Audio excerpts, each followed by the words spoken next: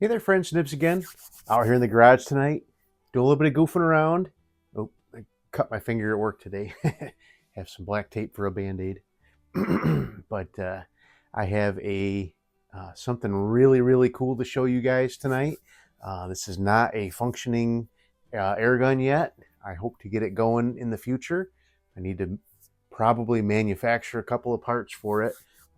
Doesn't look like it's going to be something too terribly difficult to get going, but I have really enjoyed uh, bringing you guys some really obscure stuff in the past from my collection and other people's collection. I've got some really cool stuff I'll show you first before we get into the gun that we're gonna the main focus. But that gun's really old. That's why I wanted to start off with some of my older stuff too. So what I have here is what I believe to be an Eisenwork Gem number 13.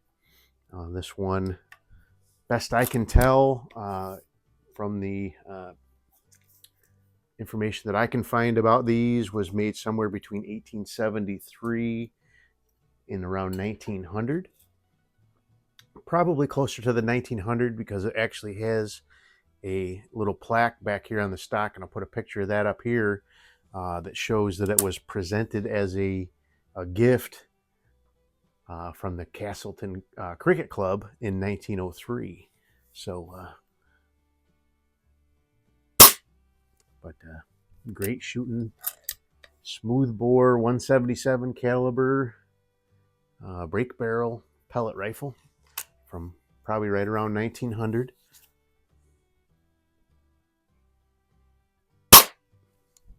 And shooting a little high, but that's a pretty awesome gun. More than likely, like I said, pre 1900. Another one that I have that's absolutely pre 1900 is this one, and I actually have shot this recently on the channel. This is a Quackenbush number 4, which per the serial number I can specifically date this to 1883. So it is the oldest gun that I can verify the age on. That gem could be older than this one, but I can't put a finger on it. That one's a little low, but so you push the barrel back, and it has a magazine right here that drops a 22 caliber round ball down into the chamber, and you got to make sure and pull the barrel back forward before you fire it. And really cool gun. So that is another one that is pre 1900.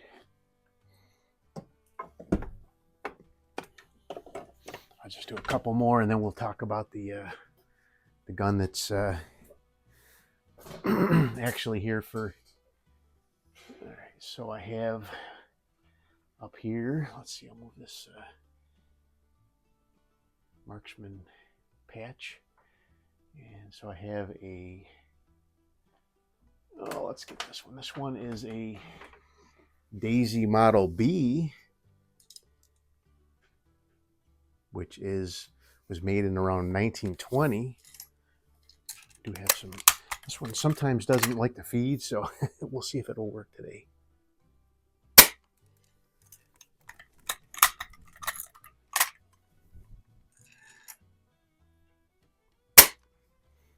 She's not wanting to. Doesn't look like she's wanting to feed today.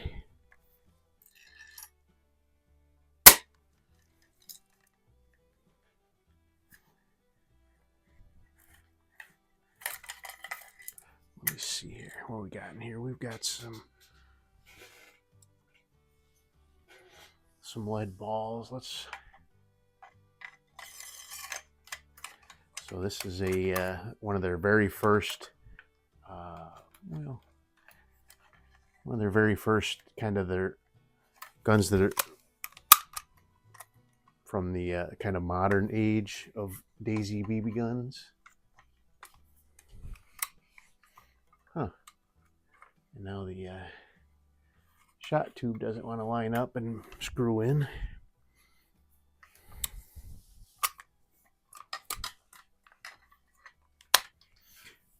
All right, well, maybe we'll have to mess with that later. All right, I don't want to force it, so I'm going to put it back. That's the Model B. Usually works. And then another one that's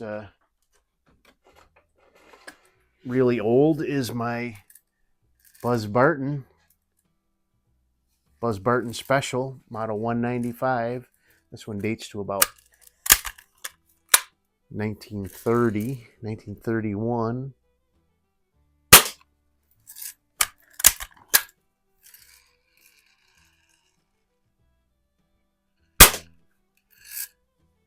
But the reason I'm showing you the daisies is because the gun that we're actually going to be talking about in this video is the original Daisy, the very first model that they ever came out with. They started as the Plymouth Windmill Company, and there's a few different stories back and forth about how they came about actually making BB guns, BB guns. But one of them goes that they were trying to have a product that they could promote to actually give away with their windmills. Another one's just to have another product besides windmills, because windmills, cast iron windmills, were not as popular as wooden ones, and so they wanted another product that they could sell besides cast iron windmills. But this one is best I can tell, so there was 4 variants of this between 1888 and 1895, and this is the 4th variant, best I can tell, because it does have the patent number, a patent date on the top strap here, and they made those between like 89 and 95, so the first couple variants went pretty fast. But the patent date says 1889 on it, and I'll put a picture here of this top stamp here. Currently, this is not a functional gun. Like I said, it does need a few parts, so you would pick this. So this is the rear sight right here, and then the front post. It does shoot 180 caliber, 0.18 size lead balls, and so you would grab where the sight is here and pull that back, and normally there would be a little wire bail back here that would pull back on the cocking lever here, and or the spring in the back here. There's another part so that wire bail would latch onto this little hook here, and there's another little part that goes inside and pushes the spring up and preloads the spring up into about this level, and then hooks into a little divot in the back here. So I need to find some materials and manufacture that that little piece that goes inside here. I've got a picture of it. I have both this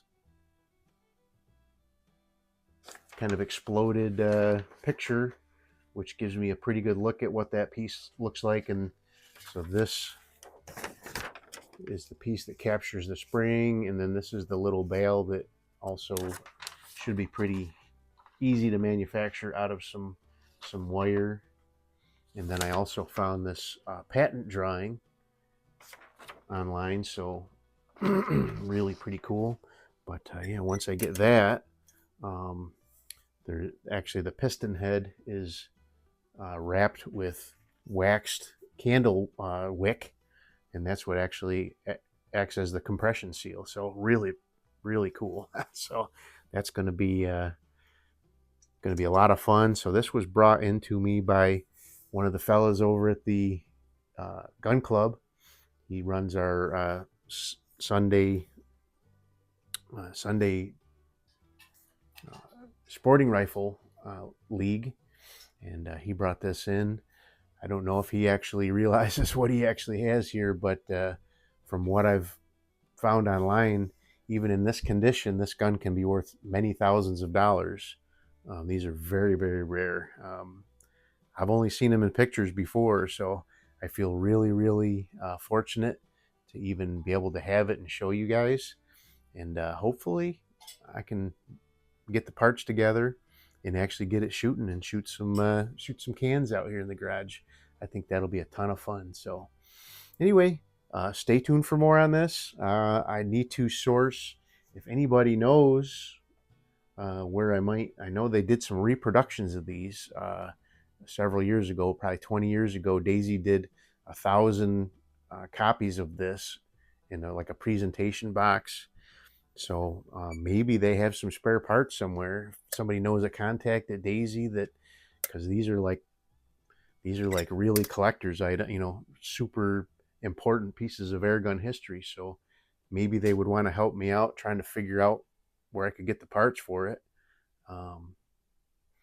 But anyway, it's pretty cool. And if anybody has any good leads on information for parts, or even where I might find, so I need a piece of steel tubing at about 0.8 of an inch outside diameter, pretty thin wall stuff to make that piece if I end up manufacturing that piece, which it looks like I probably will, unless I can somehow get a hold of somebody at Daisy that might have some insider information. But really, really, really getting serious here into some really exotic, archaic airgun stuff.